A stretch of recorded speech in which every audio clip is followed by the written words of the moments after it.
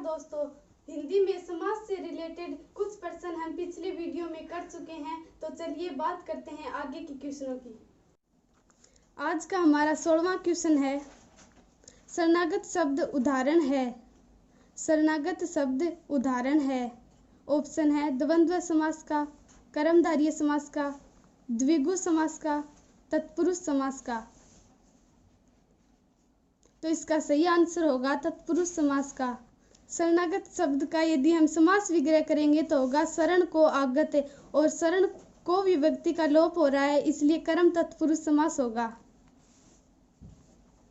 अगला क्वेश्चन है, जिस समास का द्वितीय पद प्रधान है वह है।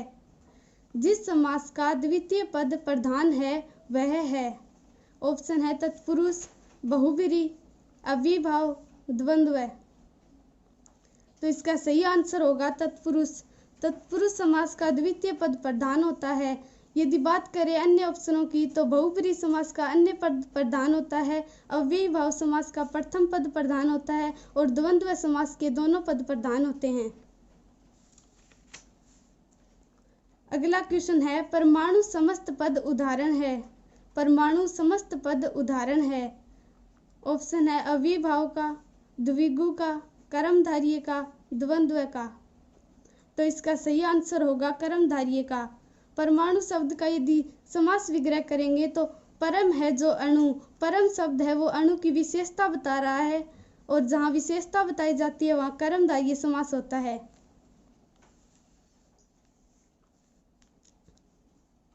अगला क्वेश्चन है, दीर्घायु पद में समास है। दीर्घायु पद में समास है।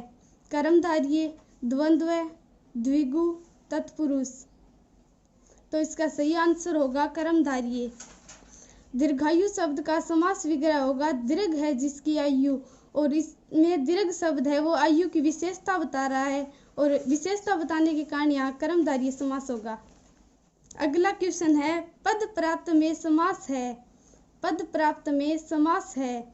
अव्ययीभाव, तत्पुरुष, द्वंद्व, बहुव्रीहि। तो इसका सही आंसर होगा तत्पुरुष। पद प्राप्त शब्द का यदि हम समास विग्रह करेंगे तो होगा पद को प्राप्त, और यहाँ को विभक्ति का लोप हो रहा है, इसलिए यहाँ कर्म तत्पुरुष समास होगा। अगला क्वेश्चन है, जिस समास के दोनों पद प्रधान हो। जिस समास के दोनों पद प्रधान हो। ऑप्शन है द्विगु, द्वंद्व, बहुव्रीहि, तत्पुरुष। तो इसका सही आंसर होगा द्वंद्व। द्वंद्व के दोनों पद प्रधान होते हैं। यदि बात करें अन्य ऑप्शनों की तो द्विगु और तत्पुरुष के दूसरा पद प्रधान होता है, और बहुव्रीहि का अन्य पद प्रधान होता है। अगला क्वेश्चन है, वनवासी शब्द में समास है। वनवासी शब्द में समास है। द्विगु, द्वंद्व, तत्पुरुष, कर्मधारय। तो इसका सही आंसर होगा तत्पुरुष। यदि वनवासी शब्द का हम समास विग्रह करेंगे तो होगा वन का वासी, और यहाँ का विभक्ति का लोप हो रहा है, इसलिए इसमें संबंध तत्पुरुष समास होगा। अगला क्वेश्चन है, शताब्दी शब्द में उदाहरण है। शताब्दी शब्द उदाहरण है। द्विगु का, द्वंद्व का, कर्मधारय का, बहुव्रीहि का। तो इसका सही आंसर होगा द्विगु का। शताब्दी शब्द का प्रथम पद संख्यावाची है, और पूरा शब्द है वो समूह का बोध करवा रहा है, इसलिए यहाँ पे द्विगु समास होगा। अगला क्वेश्चन है, धीरे धीरे समस्त पद में समास है। धीरे धीरे समस्त पद में समास है। द्वंद्व, द्विगु, बहुव्रीहि, अव्ययीभाव। तो इसका सही आंसर होगा अव्ययीभाव। धीरे शब्द एक अव्यय है, और अव्यय की पुनरावृत्ति हो रही है, जिस कारण यहाँ पे अव्ययीभाव समास होगा। अगला क्वेश्चन है, यथा समय शब्द में समास है। यथा समय शब्द में समास है। अव्ययीभाव, द्विगु, तत्पुरुष, द्वंद्व। इसका सही आंसर होगा अव्ययीभाव। यथा समय में प्रथम पद अव्यय है, और इस कारण इसमें अव्ययीभाव समास होगा।